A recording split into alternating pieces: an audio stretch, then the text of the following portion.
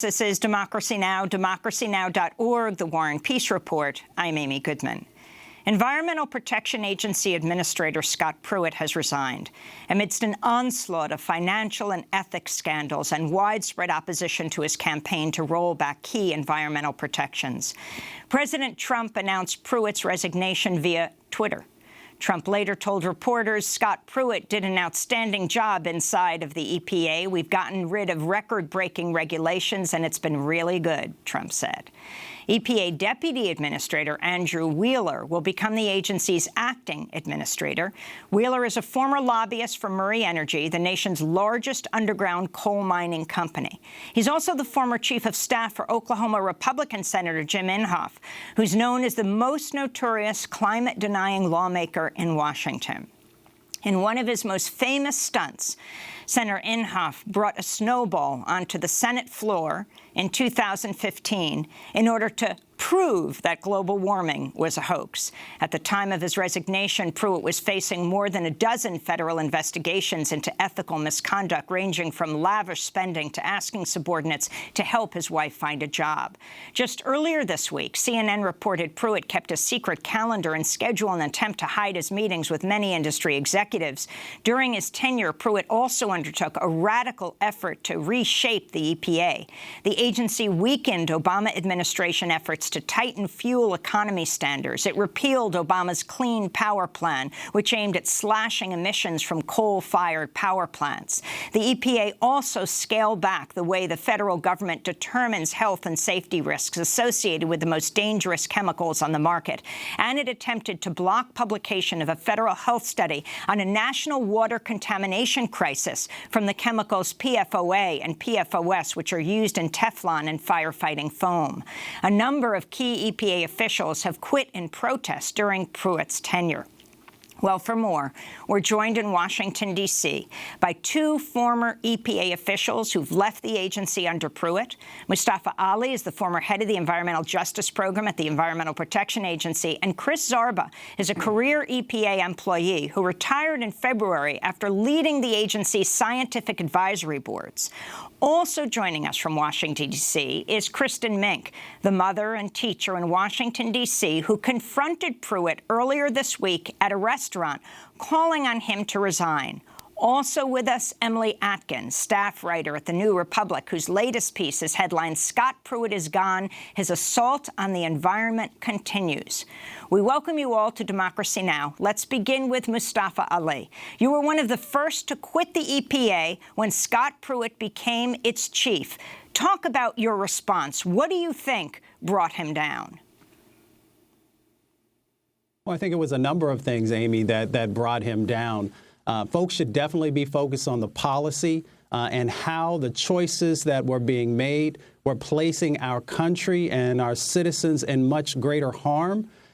So I think that that's the first place that we should always start, because that actually affects public health and the environment. You know, the scandals that he was a part of also were just the extra added incentive for him to need to leave. I think that he actually didn't understand what the job description was, which was to protect public health and the environment. So if he couldn't do that, he should have never accepted the position. And what was the spark for you to leave, Mustafa Ali? When was that? It was almost at the very beginning of his term. Yeah, I left on March the 8th. Of 2017. And, you know, I took a look at some of the decisions that were being proposed and actions that were being moved forward on. And I knew that the vulnerable communities that I had worked for, communities of color, low-income communities, and indigenous populations, would sort of be placed in a much more dangerous situation by the things that they were proposing. So I knew that I could not be a part of that, and I decided to walk away. Chris Zarba, you left in February. Talk about the reasons you left. You're ex-director of the EPA Science Advisory Board. Actually, I was planning on retiring a year before I really retired. And I had identified a number of excellent candidates that I would recommend for people to take my position when I retired. After the election, those people who were interested in the position backed down. And I actually decided to stay an additional year because I truly believed in the agency and the mission of the Science Advisory Board. And I thought if I stayed another year, I could be helpful in helping the organization get through a very difficult time. And what was your reaction yesterday when President Trump tweeted that Scott Pruitt was out? Well, my immediate reaction was, I think there's 12 or 14 individual investigations on his ethical behavior. And while I think they all should continue, they really are quite trivial compared to some of the other things that Scott Pruitt was pushing for. And that's why I'm here. And at the top of that list is the bill that he has proposed that's called Transparency in Regulatory Science. And the implications are huge to the health of the American public. And it's important that that message get out there and people be aware of what's happening. Talk about the EPA Science Advisory Board and what was happening to it, Chris Sarba. So the Science Advisory Board, anything that EPA does that is based on science of consequence, it really requires, sometimes it's by law and sometimes you just have to do it, an independent science review.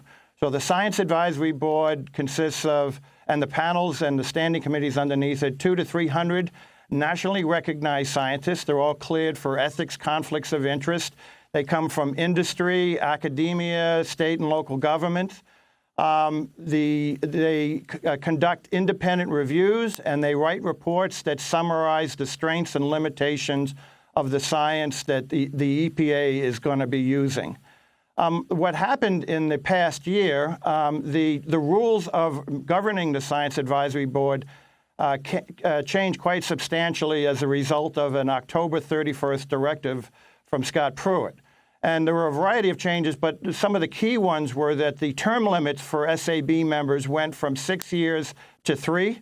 So each year we went from an 18% turnover rate to over a 36% turnover rate. The second thing is that any SAB member that had an active EPA grant needed to be terminated. So I had to pick up the phone and fire quite a few of these nationally recognized scientists. And at the same time, if these scientists had a grant from industry, there was no issue with that. It was only if you had an EPA grant. And the third and most concerning thing that we had to do is that in considering new members of the SAB, we couldn't consider anyone that had an active EPA grant, which meant that a huge portion of some of the most qualified scientists in the nation could not even be considered for these positions. And when you put all those three things together, it certainly leads to the perception that the Science Advisory Board could be compromised, and it would make people question the reports that will be coming out in the coming months. Can you tell us who Stephen Malloy is, the architect of the tobacco industry's defense of the dangers of cigarette smoke? Yeah, so in the past several years, Congress has tried to pass a bill called the Honest Act. And it was an act that would apply just to EPA, and it would limit the kind of data that we could use to set policy. It never passed. But it then was proposed by Scott Pruitt, and it's called the Transparency in Regulatory Science. And what that does is it prevents EPA from using any data where all the information is not made publicly available. So much of the data EPA uses is human subject data, where people, let's say in a community, were accidentally exposed to contaminated drinking water. They got sick, had problems with that. It was found out, unfortunately, and then scientists would come in and study what happened and what exposures people had and what the consequences were. Well, while that was those things are terrible, they do provide a unique opportunity for scientists to get real data on what the safe levels or dangerous levels for different contaminants. In getting the public to agree to let the scientists use their data, they frequently sign confidentiality agreements, which means that the scientists cannot share the person's name or phone number or address so that they have that anonymity.